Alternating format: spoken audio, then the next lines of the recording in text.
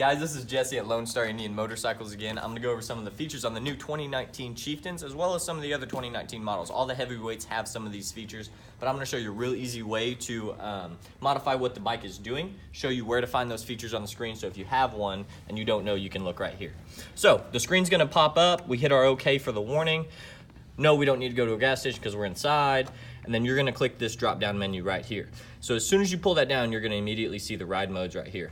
Touring mode is going to be a little bit cushier when the throttle response isn't quite as immediate or jumpy there for a passenger, so you're not going to feel a whole lot of jump off of it. Touring mode is when you have a passenger on, you're going to be riding down the highway for a while and you want to just cruise. Standard is going to be what the previous modes were on these. Before they gave you the option to change it, standard is going to be how the previous bikes rode.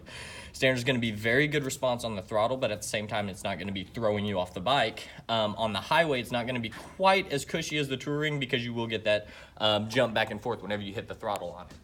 And then the sport mode, as it's been described to me, is y'all ass. As soon as you hit that throttle, you're taking off. So that's going to be something to get very aggressive. If you have the passenger on the back, make sure they got a sissy bar because they're going to jerk a little bit.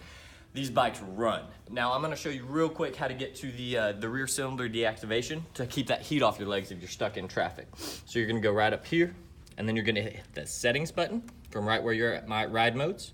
You go down to vehicle, and the cylinder deactivation is already on this one, so you can click it on and off right there.